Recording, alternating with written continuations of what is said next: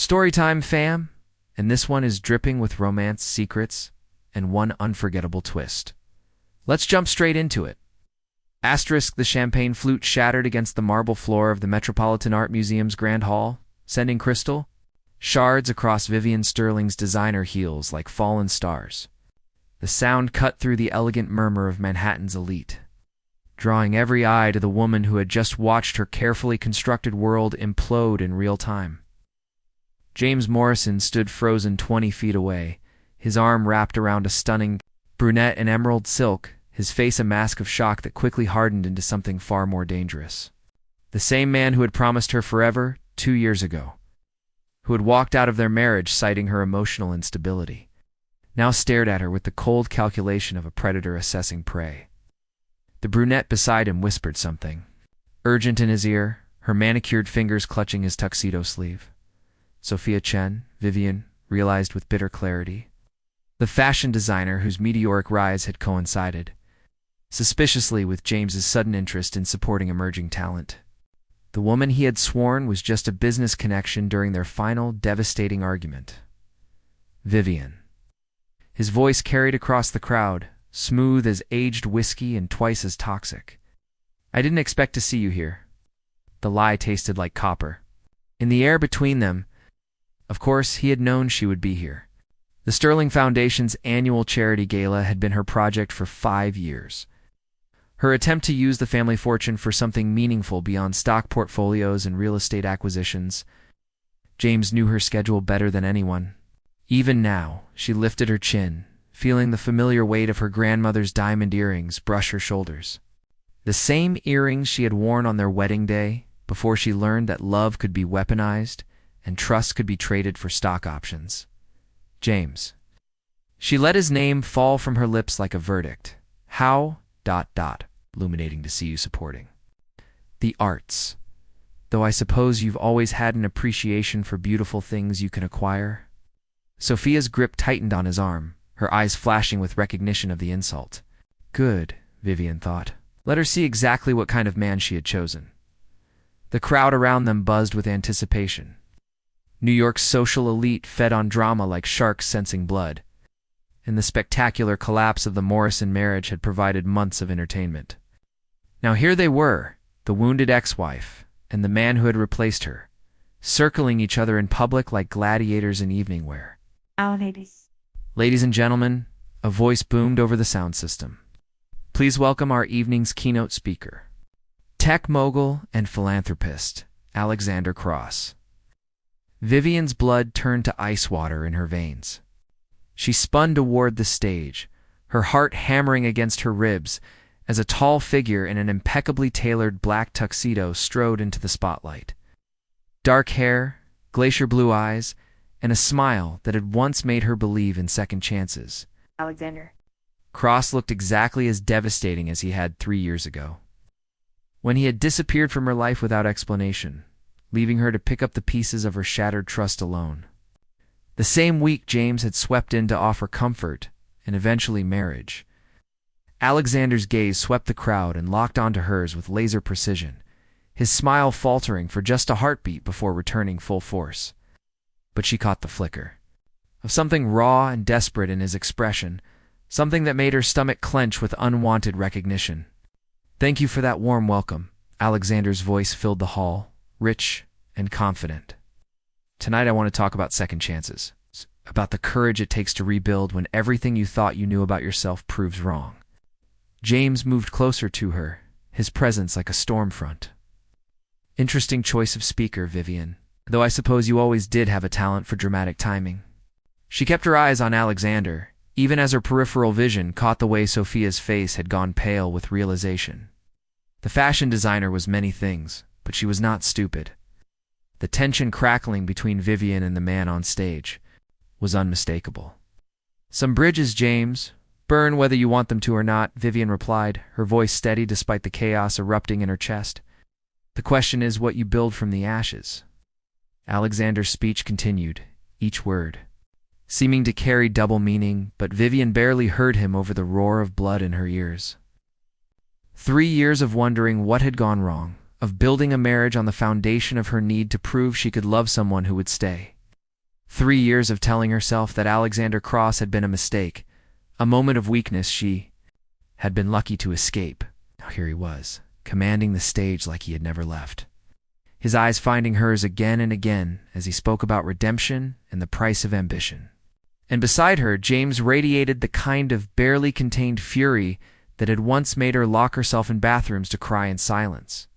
The applause erupted as Alexander finished his speech, but all Vivian could hear was the sound of her own breathing, shallow and quick. Alexander's eyes met hers one final time before he stepped back from the podium, and in that moment she saw something that made her knees weak. He had not come here by accident. This was not coincidence or cruel fate. This was a reckoning. "We need to talk," James said, his hand suddenly on her elbow, his grip just tight enough to remind her of all the ways he had once controlled her life. "Actually," a familiar voice said behind them, smooth as silk and dangerous as broken glass, "I believe the lady has a prior engagement." Vivian turned to find Alexander Cross standing there, having crossed the room with predatory grace. His hand extended toward her like an invitation, and a challenge rolled into one. The choice hung. In the air between them, weighted with history and sharp as a blade. Behind Alexander, she could see Sophia watching with growing alarm. Beside her, James's fury was a living thing, barely leashed. 3 years of questions. 3 years of carefully constructed lies. 3 years of pretending she did not wake up. Some mornings with Alexander's name on her lips and the taste of regret bitter in her mouth. Vivian reached out and took his hand. The world exploded into chaos around them. But all she could feel was the electric shock of his skin against hers. And all she could think was that some fires once lit never truly die. They just wait underground, gathering strength for the moment when they can finally consume everything in their path. The rooftop terrace of the Metropolitan Art Museum stretched before them like a secret garden suspended above the city. Alexander had led her here through a maze of corridors she had never known existed, past security guards who nodded at him. With familiar deference, the October wind cut through her evening gown. But the chill was nothing compared to the ice forming in her chest, as she watched him move to the railing with practiced ease. "You planned this," she said, her voice carrying across the space between them like an accusation. Below, Manhattan sparkled with 10 million lights. Indifferent to the drama playing out for stories above the street, Alexander turned, his profile sharp against the city skyline.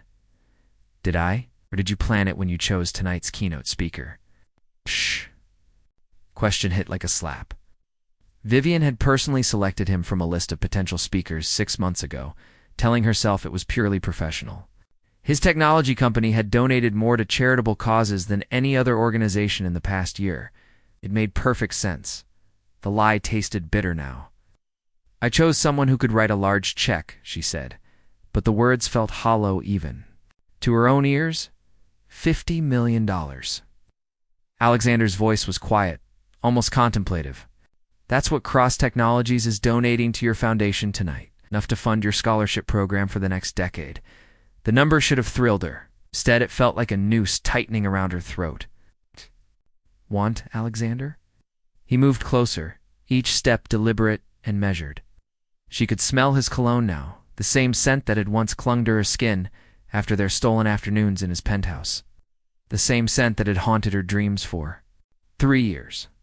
"What I want," he said, stopping close enough that she could see the gold flecks in his blue eyes, "is to know why you married him."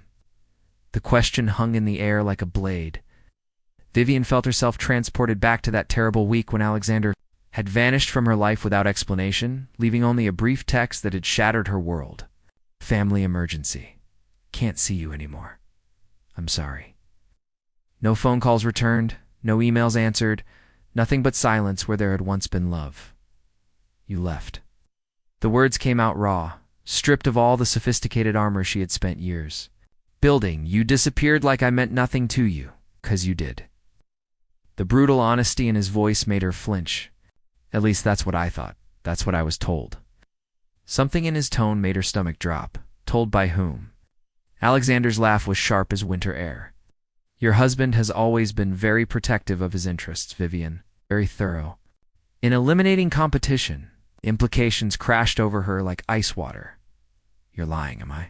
Pulled out his phone, scrolled through something, then held it out to her. Medical records from St. Mary's Hospital, October 15th, 3 years ago. Treated for anxiety and what the attending physician noted as apparent emotional distress following romantic disappointment. Vivian stared at the screen, her vision blurring. She remembered that day with crystalline clarity. She had gone to the hospital because she could not stop shaking, could not breathe, could not understand how someone could claim to love her and then vanish without a trace. The doctor had prescribed sleeping pills and told her heartbreak was not a medical emergency. How did you get this? James Morrison is very good at collecting information about the people in his life. Very good at using that information when necessary. Alexander's voice was deadly quiet. He sent me these records along with a very detailed account of your breakdown. Told me you were fragile, unstable, that pursuing you would be cruel when you clearly could not handle adult relationships. The truth hit her like physical violence. She gripped the railing to keep from collapsing as the pieces fell into place. James, appearing at her apartment 3 days after Alexander's disappearance, with flowers and kind words. James, patient and understanding while she cried over another man? James, who had somehow known exactly when she was most vulnerable and alone. He was already watching you, Alexander continued relentlessly. Already planning. My interest in you was inconvenient, so he eliminated it. Cleanly, efficiently, with just enough truth to make the lie convincing. You believed him, the accusation. Scraped her throat raw. You believed I was some fragile child who could not handle real emotion. I believed evidence. Alexander's mask finally cracked, showing the pain underneath. You want to know what killed me? It wasn't losing you. It was thinking I had been right about you all along. Right about what? That you were too good for someone like me? His smile was bitter as medicine. Spent my whole life clawing my way out of nothing, Vivian. Foster homes, state schools, building my company from borrowed money, and sheer bloody-mindedness. You were born into old money and older expectations. When Morrison showed me evidence that you could not handle the reality of who I was, where I came from, it confirmed every insecurity I had ever swallowed. The wind whipped her hair across her face as understanding dawned. You thought I rejected? You, because you were not good enough. And you thought I rejected you because you were not strong enough. Alexander moved closer still, close enough that she could see her reflection in his eyes. We were both played by someone who understood exactly how to weaponize our deepest fears. Behind them, the door to the terrace slammed open with enough force to rattle the frame.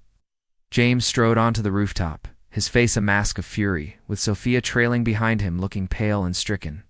Enough, James said, his voice carrying the authority of someone accustomed to being obeyed.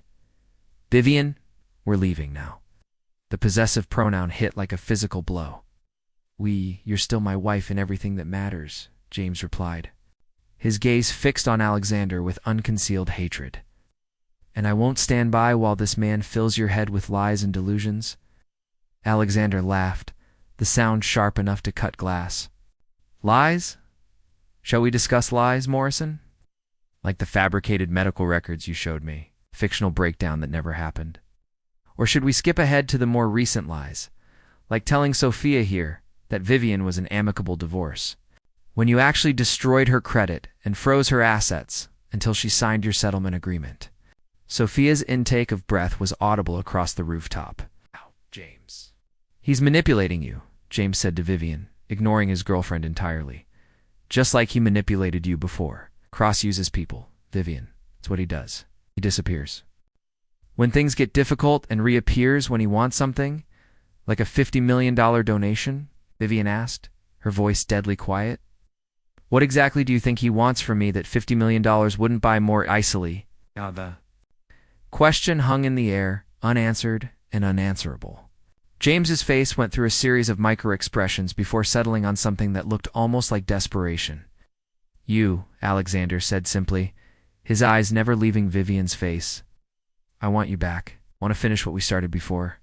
Your ex-husband decided to play God with our lives. That's impossible, Sophia said suddenly, her voice sharp with panic.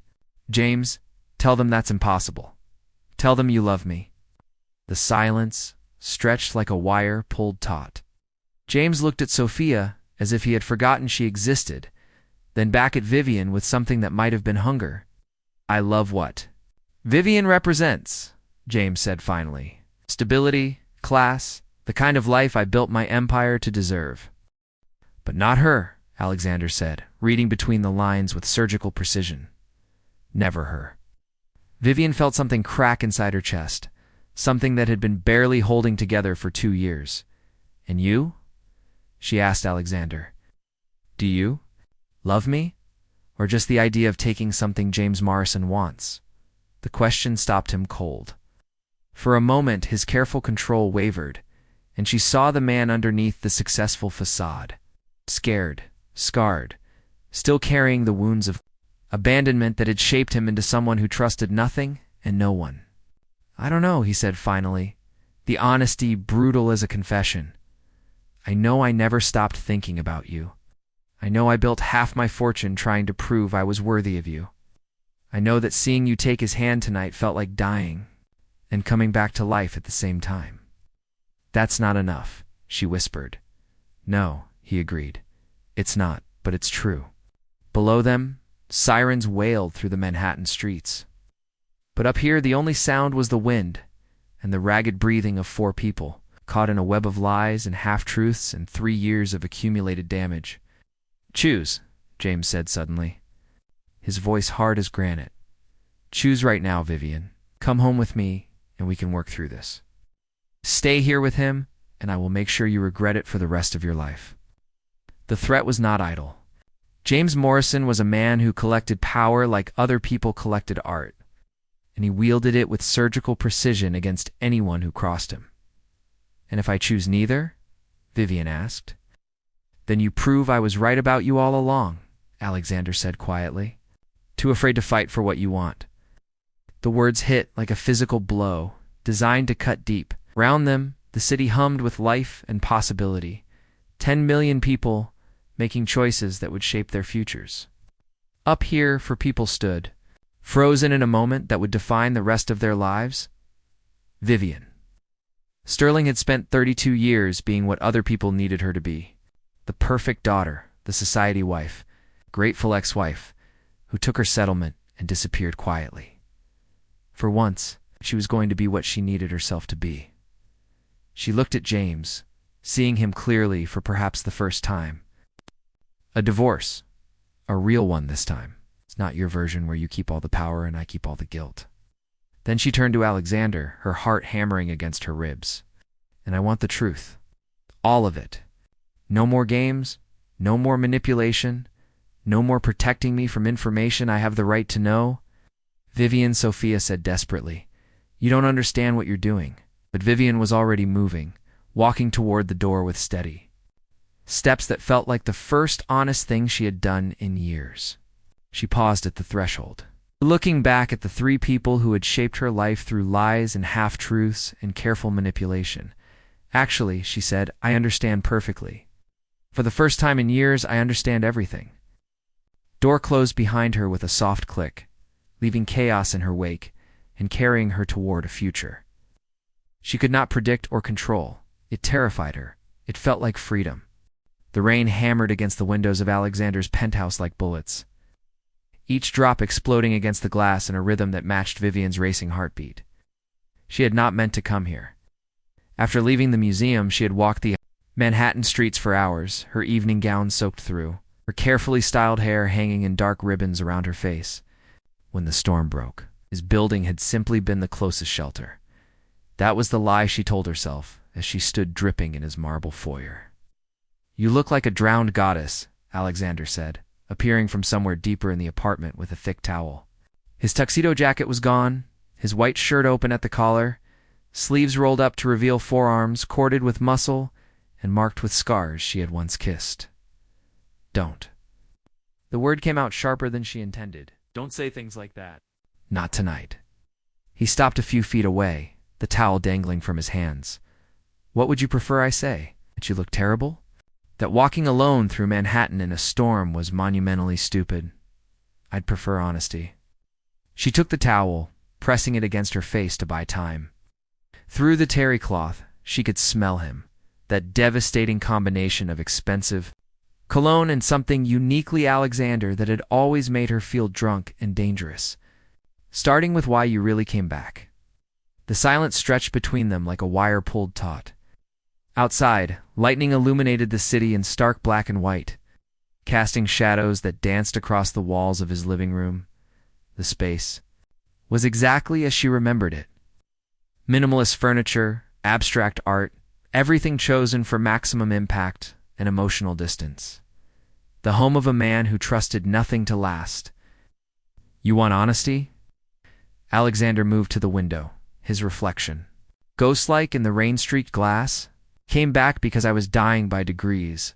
3 years of telling myself I had made the right choice, that walking away from you was noble or mature, or any of the other lies I used to justify my cowardice. It wasn't cowardice. James manipulated you. James gave me an excuse to do what I wanted to do anyway. The confession fell between them like a stone into still water, sending ripples of shock through her system. I was terrified of you, Vivian, of how you made me feel, of how much I wanted to trust you. When he offered me a way out that let me keep my pride intact, I took it. The brutal honesty hit harder than any accusation could have. She sank onto his leather sofa, the towel clutched in her hands like armor. So you never loved me. I loved you so much I convinced myself it was better to destroy us both than risk you leaving me first. Alexander turned from the window, his face etched with 3 years of accumulated pain. I loved you enough to spend every day since building a fortune that might make me worthy of you. I loved you enough to come back even knowing you might choose him again. I left him tonight. You left the museum. That's not the same thing. He moved closer, predator graceful, his eyes never leaving her face. James Morrison doesn't let go of things he considers his property. You know that better than anyone? The words sent ice through her veins because they were true. James had spent 2 years of their marriage systematically isolating her from friends who might question his control, from family members who might offer her sanctuary, from any source of power that was not filtered through him first. The divorce settlement had been designed to ensure her continued dependence on his goodwill. He can't force me to come back, can't he? Alexander's smile was sharp as a blade. Your trust fund is still frozen pending the final divorce decree. Your apartment lease is in his name. Your credit cards are linked to his accounts. You have approximately $3,000 in cash and no legal right to any assets accumulated during your marriage. The casual recitation of her financial helplessness made her stomach clench. How do you know all that? 'Cause I had you investigated. Another brutal confession, delivered without apology. The moment I decided to come back, I needed to know exactly what I was walking into. James Morrison is a dangerous man, Vivian. He doesn't lose gracefully. You had me investigated. She repeated the words slowly, trying to process the violation. Like a business target, like an acquisition. It's like someone I needed to protect.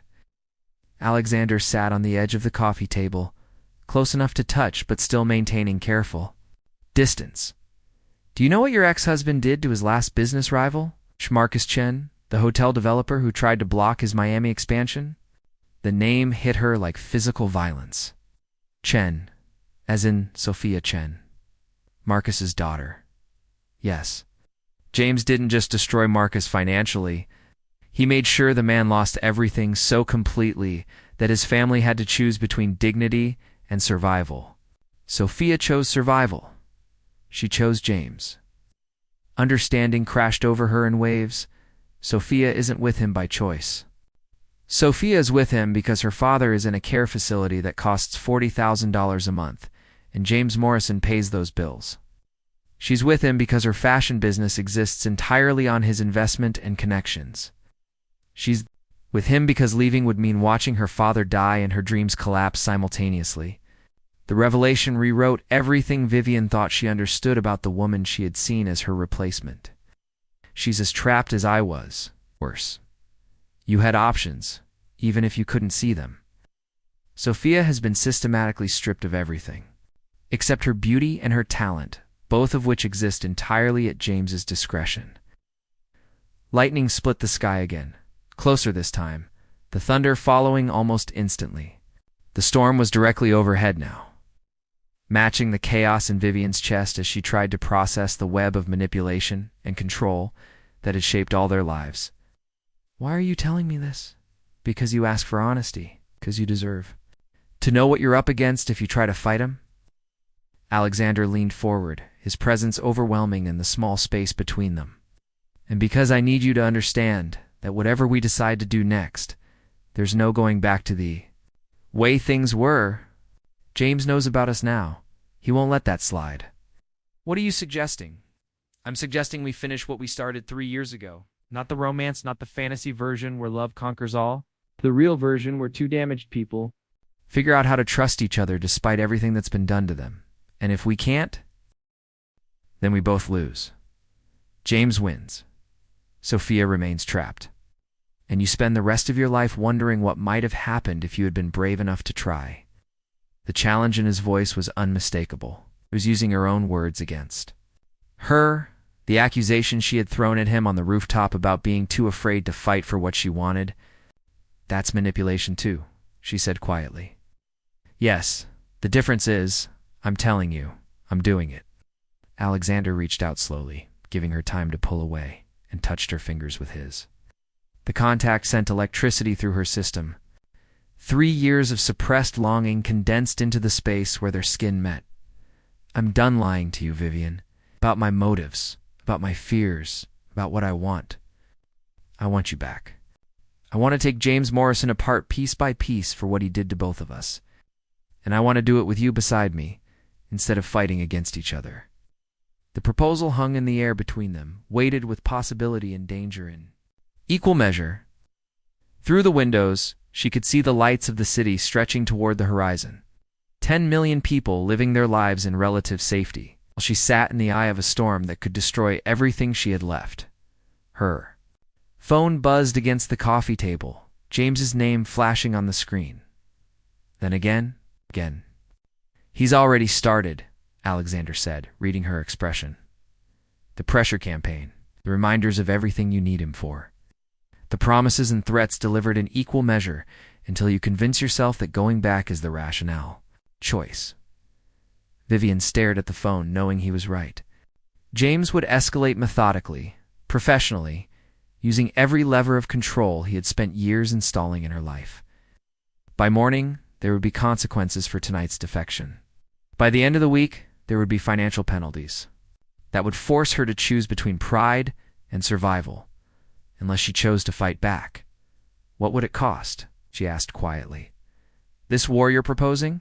Everything, Alexander said without hesitation. Your reputation? Your social standing? Probably most of your remaining relationships. James has spent years building a narrative where he's the wronged party and you're the unstable ex-wife. Fighting him means accepting that narrative will get worse before it gets better. And the benefits? Freedom. Justice for what he did to us. The chance to save Sophia from the same trap that held you for so long. His fingers tightened on hers, the pressure just short of painful. The chance to find out if what we had was real or just the fantasy of two people running from different kinds of emptiness. The offer was terrifying in its completeness.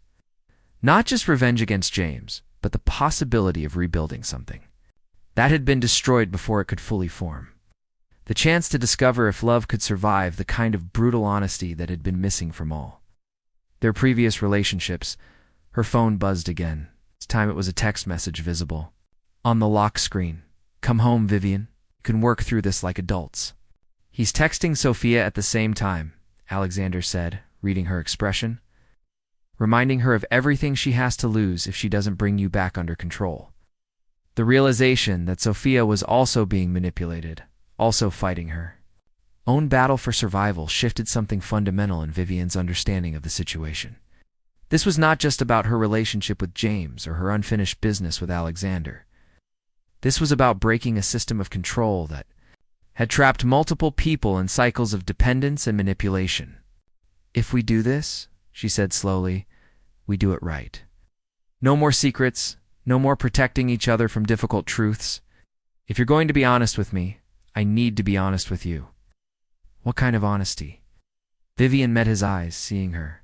own reflection in the blue depths and spoke the words that would change everything between them forever. I married James because I was pregnant with your child.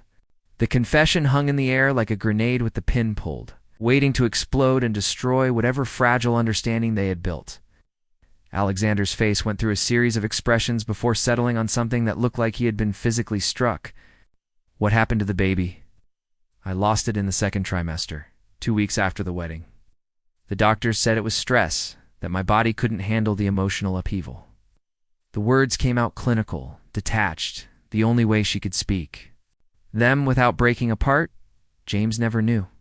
I never told him why I agreed to marry him so quickly. And you never told me. You were gone. You'd made it clear I meant nothing to you. I was alone and scared, and James was there offering stability and protection. The storm outside seemed to pause, as if the entire city was holding its breath.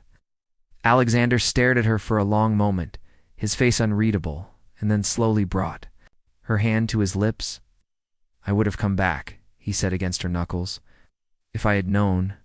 No matter what James had told me, no matter what I believed about you, I would have come back for that child. I know. Psst. That's why I didn't tell you.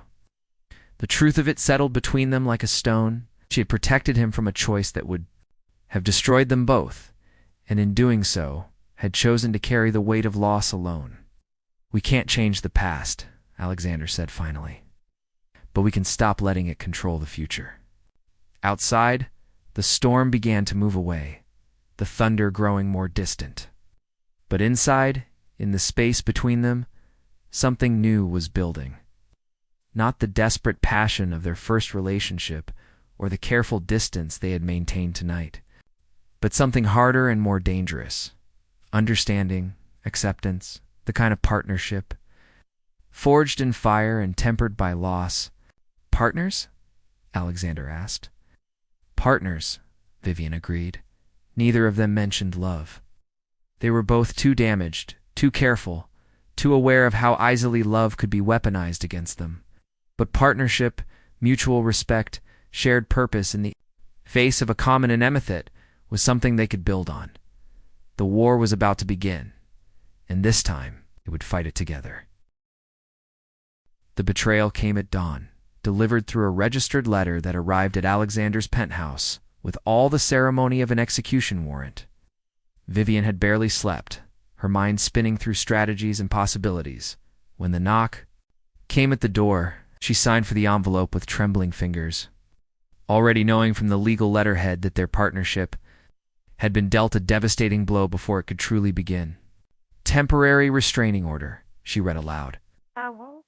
Her voice hollow in the morning light streaming through the floor-to-ceiling windows.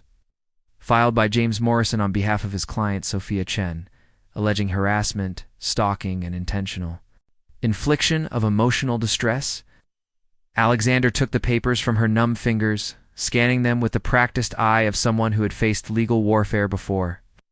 His coffee cup sat cooling on the marble countertop, forgotten in the face of this new reality. He's alleging you approached Sophia at the Gala and threatened her. Relationship with James? That you've been calling her business associates? Trying to sabotage her career? His voice was clinical, professional, but she could see the fury building behind his carefully controlled expression. He's painted you as an unstable ex-wife, engaging in a campaign of harassment. None of that is true. Truth doesn't matter in the short term. What matters is that you're now legally prohibited from coming within 500 feet of either James or Sophia. Any contact with them, any attempt to interfere in their relationship or business dealings, results in immediate arrest. The trap was elegant in its simplicity. James had used their public confrontation at the museum as evidence of Vivian's instability, had twisted her moment of strength into proof of harassment. Now she was legally muzzled while he controlled the narrative completely.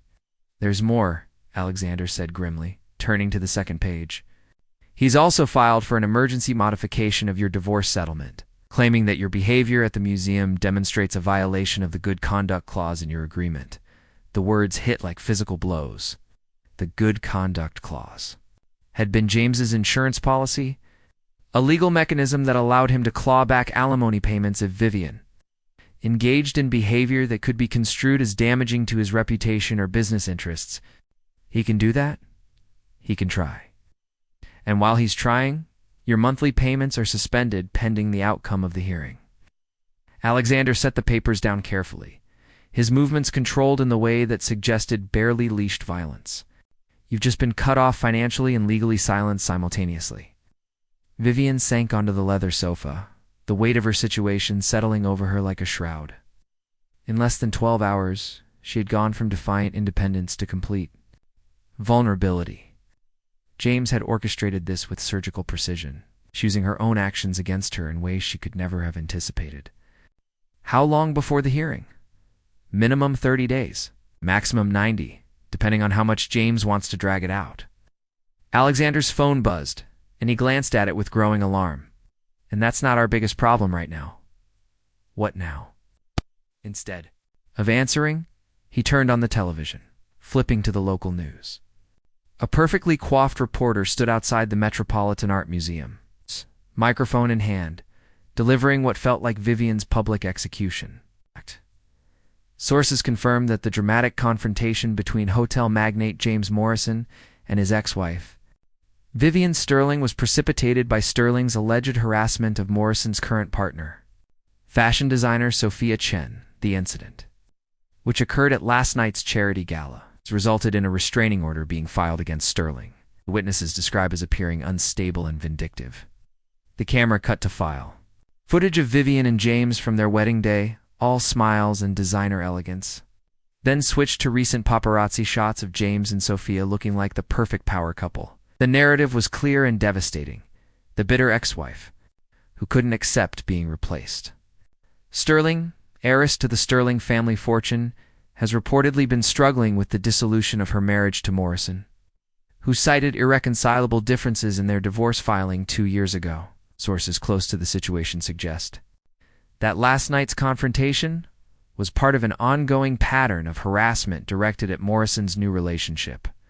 Alexander turned off the television with sharp violence, the remote cracking against the marble floor.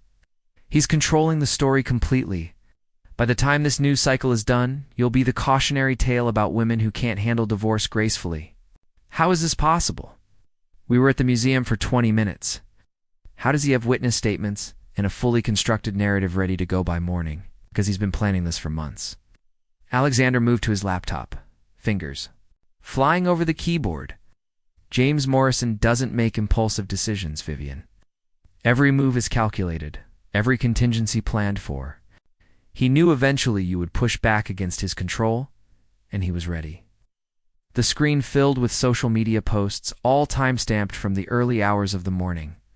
Photos from the gala showing Vivian looking wild and disheveled, her evening gown soaked from the rain, her hair in disarray. Comments from society figures, expressing concern for poor James and his need to protect his new relationship from his unstable ex-wife. He had photographers positioned to catch you at your worst moment, Alexander said quietly. He had witnesses primed to corroborate his version of events. He probably had the restraining order paperwork drafted before we ever set foot on that rooftop. The scope of the manipulation was breathtaking in its thoroughness. James had not simply reacted to their confrontation. He had orchestrated it, allowing them to believe they had agency while he pulled every string from behind the scenes. So what now? Vivian asked, her voice small in the vast space of the penthouse. Do we surrender? Let him win. We adapt. Alexander closed the laptop with deadly calm. James has one weakness, and he just revealed it to us, which is his need to be seen as the victim. The restraining order, the media narrative, all of it positions him as the injured party, protecting his new love from his vindictive ex. But that narrative only works if Sophia plays her part convincingly. Understanding began to dawn. You think she won't? I think Sophia Chen is a lot smarter than James gives her credit for. Right. And I think she's getting tired of being a pawn, someone else's game. Alexander pulled out a different phone, one Vivian had not seen before. I've been in contact with her since last night. The confession hit like betrayal. What? She called me at 3 in the morning, crying and terrified. James spent hours after the gala making it clear exactly what would happen to her and her father if she didn't support his version of events. She's trapped, Vivian, but she's not blind. You're using her. I'm offering her a choice, the same choice I offered you. Alexander's eyes met hers, unflinching in their honesty. Freedom, at the cost of everything she thinks she needs to survive. The moral complexity of the situation twisted in Vivian's stomach. Sophia was both her rival and her fellow victim, both an obstacle and an ally. The woman who had taken her place was fighting the same battle for autonomy that Vivian herself had just begun. What did you tell her? The truth about what James did to us? The truth about her father's medical bills and who's really paying them? The truth about what happens to women who outlive their usefulness to James Morrison? Before Vivian could respond, Alexander's secure phone buzzed. He answered it without preamble, his face growing increasingly grim as he listened. When? He asked finally. How bad? Vivian watched his expression shift from concern to fury, to something that looked like devastation. When he hung up, he stood motionless for a long moment, staring out at the city spread below them. That was my security team, he said finally. There was a break-in at my corporate offices overnight. Very professional, very thorough. They took financial records, client files, correspondence, everything needed to destroy my business and reputation, James. Has to be. The timing is too perfect to be coincidence. Alexander's laugh was bitter as winter wind. While we were planning our partnership, he was already moving to eliminate me as a threat. The scope of James's preparation was becoming clear. This was not just about winning Vivian back or protecting his relationship with Sophia. This was about total victory, the complete destruction of everyone who had dared to challenge his control. What was in those files? Enough to ruin me if taken out of context. Enough to make me look like exactly the kind of predatory businessman James has been painting me as. Alexander turned from the window, his face etched with 3 years of accumulated rage finally finding focus. It's going to use my own success against me. Paint every aggressive business decision as evidence of a pattern of destructive behavior. So he wins. He destroys both of us and keeps Sophia trapped forever.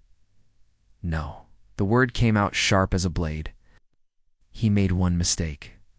One crucial error in judgment that's going to cost him everything.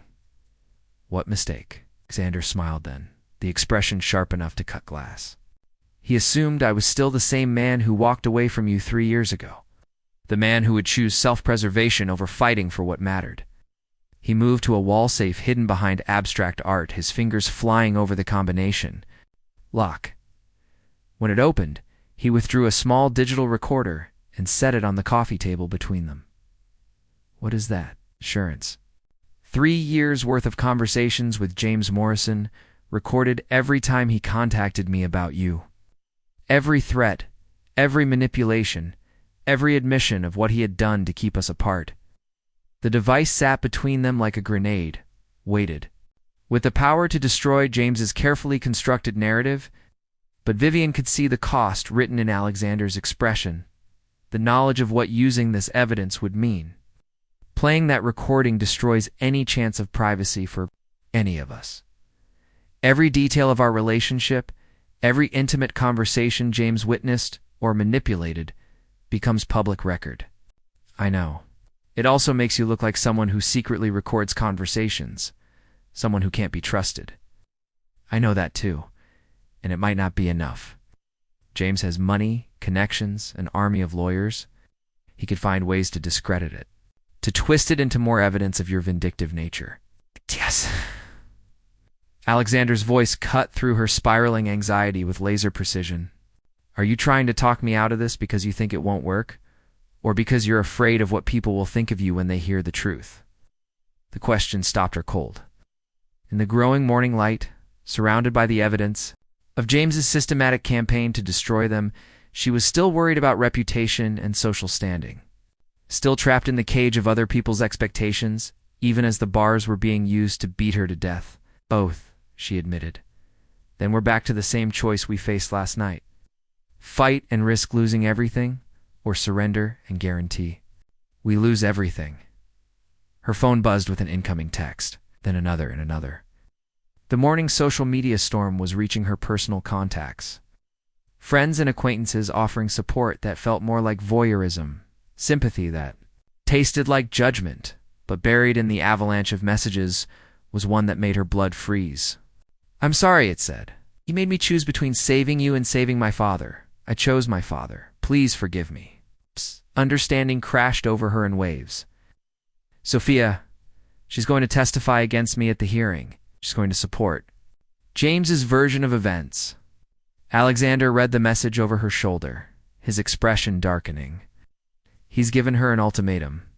Support his narrative or watch her father's medical care disappear. So we've lost her.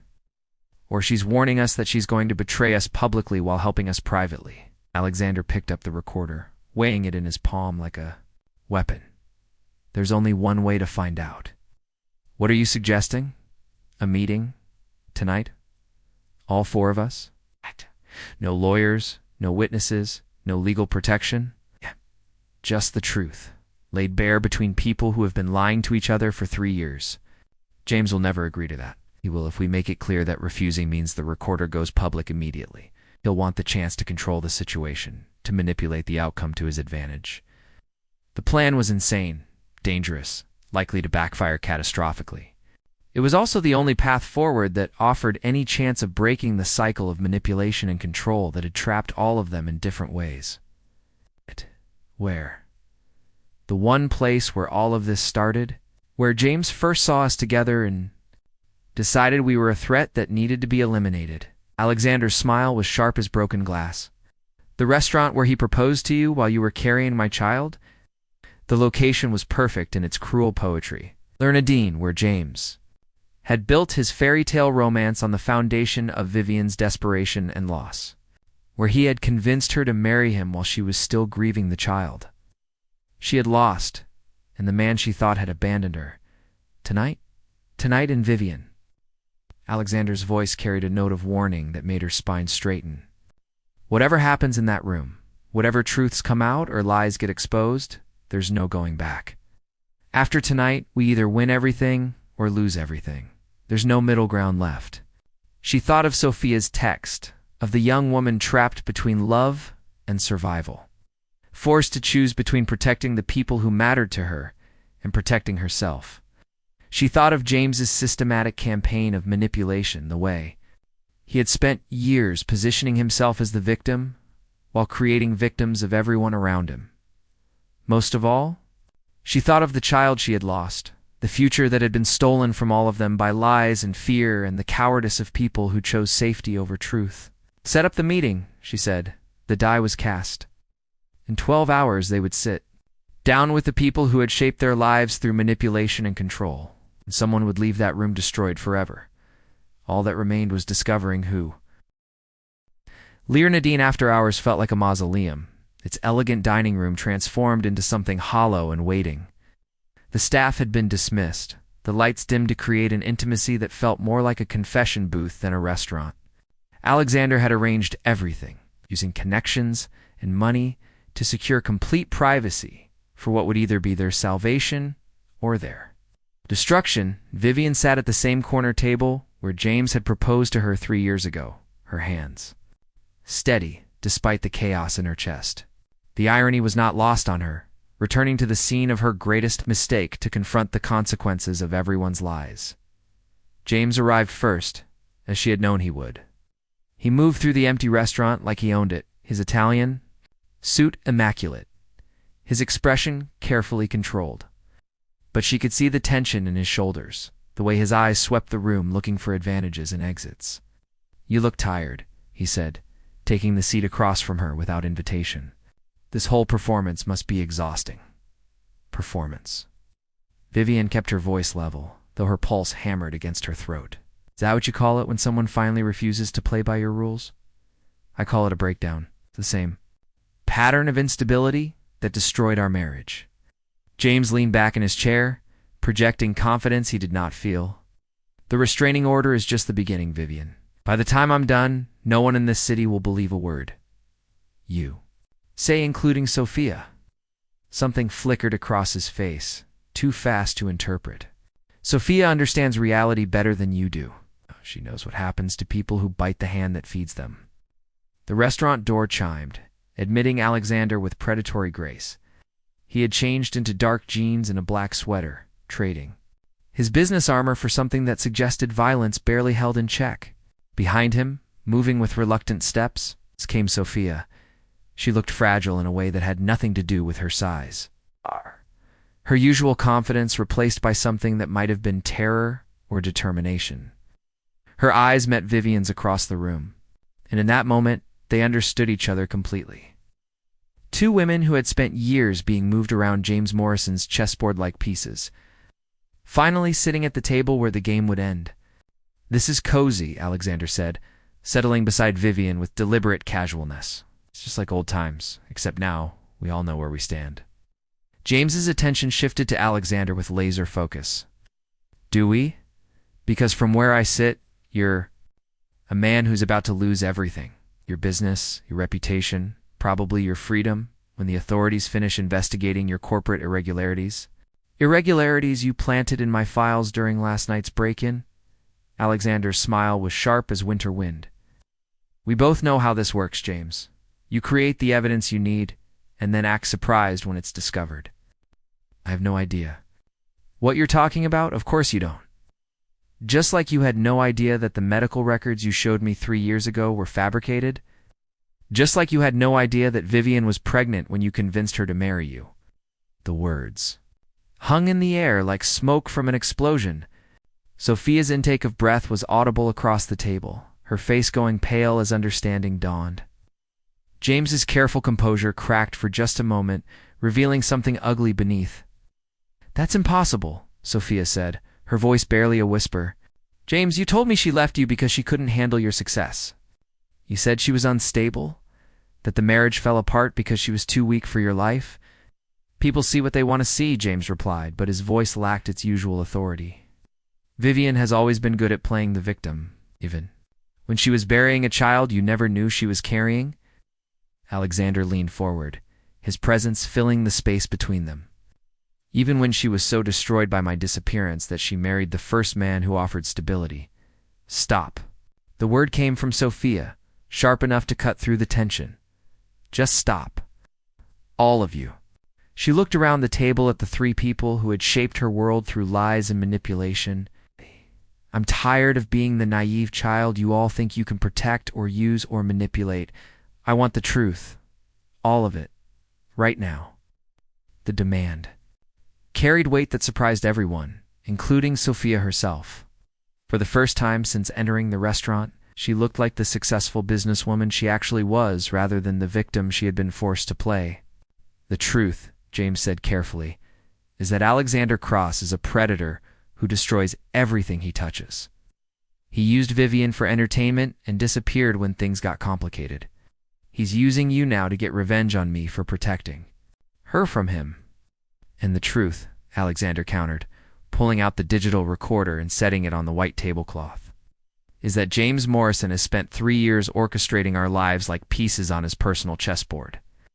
The device sat between them like a loaded weapon. Small, innocuous, containing enough recorded evidence to destroy James's reputation and legal position permanently. "You want the truth, Sophia?" Alexander's finger hovered over the play button. "It's all here. It's every conversation, every threat, every admission of what he did to keep Vivian and me apart." "Don't." James's composure finally cracked completely, revealing the desperation underneath. "You have no idea what you're destroying. What this will cost all of us. It will cost you everything," Vivian said quietly. "Your reputation, your business, relationships, probably your freedom when the authorities realize how many laws you've broken. But it'll free the rest of us from your control." "Free you to what?" "Alexander will disappear again the moment things get difficult. He always does." James turned to Sophia with something that might have been genuine emotion. "Your father. The moment those recordings go public, every financial arrangement we have dissolves. Your father dies, your business collapses, and you have nothing." The threat was delivered with surgical precision, designed to cut Sophia where she was most vulnerable. But instead of the fear James expected, Something else flickered across her face. Something that looked almost like relief. "My father," she said slowly, "has been dead for 6 months." The confession dropped into the silence like a stone into still water. James's face went through a series of expressions before settling on. Something that looked like he had been physically struck. "That's impossible. I've been paying his medical bills." "You've been investigating me?" James said, his voice hollow with disbelief. "I've been protecting myself and everyone else you've destroyed." Sophia's composure was absolute now, the fragile victim replaced by someone with steel in her spine. "Including the real reason you targeted Vivian and Alexander's relationship, which is because Alexander's company was bidding on the same Miami properties you wanted? Because their relationship threatened a business deal worth hundreds of millions of dollars. Love had nothing to do with it, James. You destroyed 2 people's happiness for market share." The truth hit the table like physical violence. Vivian felt the pieces of her life rearranging themselves in her mind, 3 years of pain and confusion finally making sense. She had not been collateral damage in some romantic rivalry. She had been a business obstacle eliminated with the same cold calculation James applied to every other aspect of his empire. "That's why you had Alexander investigated," she said, understanding flooding through her. "That's why you fabricated evidence of my breakdown? You needed him out of the bidding process, and our relationship was leverage you could use against both of us." "Business is business," James said, but his voice carried no conviction. "Personal feelings have no place in personal feelings." Alexander's laugh was sharp enough to draw blood. He destroyed a woman's faith and love, manipulated her into a marriage built on lies, and cost me the only relationship that ever mattered to me. "For a real estate deal? A deal worth $300 million, James shot back, his mask finally slipping completely. A deal that would have established Cross Technologies as a major player in hospitality development. I couldn't let that happen, so you played God with our lives instead. I played to win. It's what successful people do." James looked around the table at the 3 faces, staring back at him with varying degrees of disgust and fury. "You all act like you're above ambition, above doing what's necessary to achieve your goals. But you're here, aren't you? Playing the same game, just with different rules?" "The difference," Sophia said quietly, "is that we're playing too free. People, not to control them." She reached across the table and took Vivian's hand, the gesture carrying weight that went beyond simple comfort. "Sorry. For taking your place, for playing my part in his manipulation, for letting you believe I was your enemy when I should have been your ally." "You were protecting yourself," Vivian replied, understanding the impossible position Sophia had been placed in. "I don't blame you for that." "I blame me," Alexander said, his voice raw with 3 years of accumulated guilt. "I should have fought for you, should have questioned James's evidence. Should have trusted what I felt instead of what I feared." "We all made choices based on incomplete information," Vivian said. "The question is what we do now," the moment balanced on the edge of a knife. For people who had been shaped by lies and manipulation, finally seeing each other clearly. Outside, Manhattan hummed with its usual indifferent energy. 10 million people living their lives while inside a closed restaurant. 4 people decided the trajectory of the rest of their existence. "I have an offer," Sophia said, her voice cutting through, the tension like a surgeon's blade. "James, you have 48 hours to dissolve our business partnership, transfer full ownership of my fashion company back to me, and publicly withdraw the restraining order and divorce modifications you filed against Vivian. In exchange for?" "What? In exchange for our silence? Alexander's recordings stay private. My documentation stays sealed. You get to walk away with your reputation mostly intact and your business empire still standing.